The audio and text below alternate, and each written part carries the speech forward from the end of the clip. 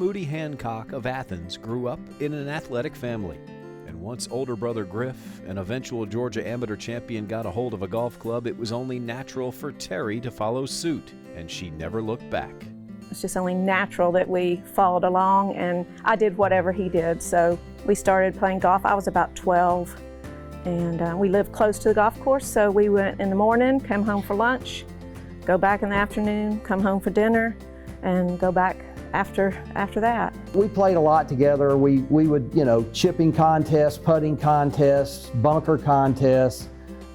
And I would say one of the things that helped Terri be very successful in golf is she's highly competitive, highly competitive. Growing up, Hancock spent most of her time on the golf course, but she would put the clubs down in the winter months to focus on other sports. Her golf game never wavered once she returned. While attending Athens Academy, Hancock played on the boys' team and routinely beat those she faced on her way to becoming a two-time state champion, showing the fierce yet quiet competitiveness that would define her game. There was one tournament we played in Augusta where, it was a 2-day tournament, and the first day she shot like an 80, and then the second day I remember I was leading the tournament, and we had a pretty nice gallery for a high school tournament, and I heard guys say, "Oh gosh, some girl's 4 under, let's go watch her."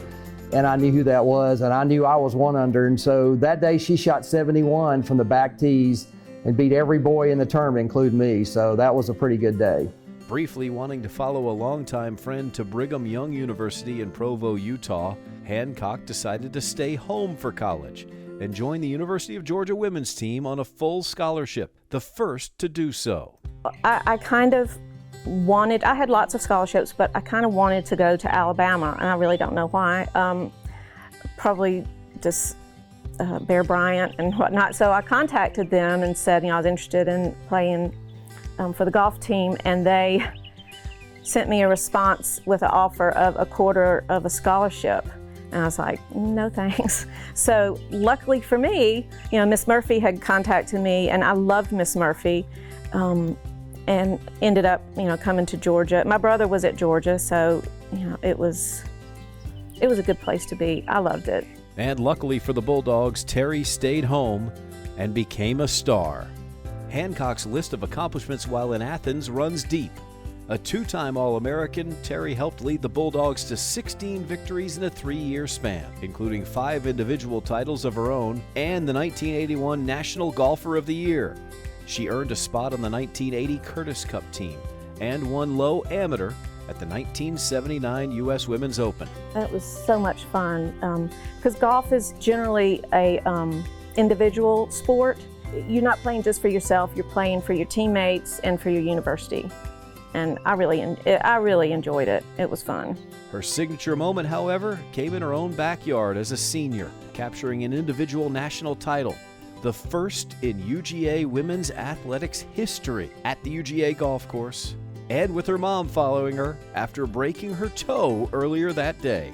I had put a 50-pound bag of ice in my freezers so I could get it the next morning, and I dropped it on my foot, and I broke my toe. I walked 18 holes with my foot up in the air like that, but I walked anyway, and I can remember all of that because it hurt. So I said, they don't have a Hall of Fame for the mamas. After her collegiate career came to an end, Hancock earned her LPGA Tour card and competed on the professional circuit for 5 years. She retired from competing on tour full-time to focus on starting a family.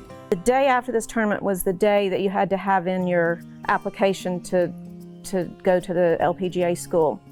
And I graduated with a degree in early childhood education, but I knew that was not what I wanted to do. So after I graduated and won this tournament, I kind of thought, what am I going to do? I said, well, I guess I'm going to turn pro, give it a try. So that night, I literally filled out my application and sent it in to try and get on the tour. For her on-course accomplishments, Hancock has also been inducted into the Georgia Sports Hall of Fame and the University of Georgia's Ring of Honor. And everything is on yourself. You can't blame anyone else for your success or failure. And I like the solitude. I like, being out there by myself. I focus on one thing, You know, and my mind can wander in between shots, but when it's time to hit the shot, I can focus. And I think I just like that, being, you know, by myself and just being quiet and happy. Not one to crave the spotlight, Hancock now takes her rightful place in the Georgia Golf Hall of Fame. It's about time. Again, just like a scoreboard, very unassuming. She deserves it so much, but it's not like somebody's gonna ever miss. They'll look up there now and say, oh yeah, of course. Terri Moody, she deserves it. She should have been here. And I'm very proud for her. She deserves every bit of it. Terri has achieved some things that other people haven't, and I'm very, you know, she's won the state am, she's played on the LPGA, she's been a trailblazer, so I think she's a very worthwhile member in the Hall of Fame. Well, people have been saying, I don't know why you're not in there. Well, I'm like, I don't know why I am in here. I just feel like that golf was what I did and maybe was supposed to do. I just felt like, you know, in my family, that's what we did. And getting inducted into that, the people that I know that are in here that I really respect and look up to. So I'm not sure that I really belong with that crowd, but I'm honored that they put me in.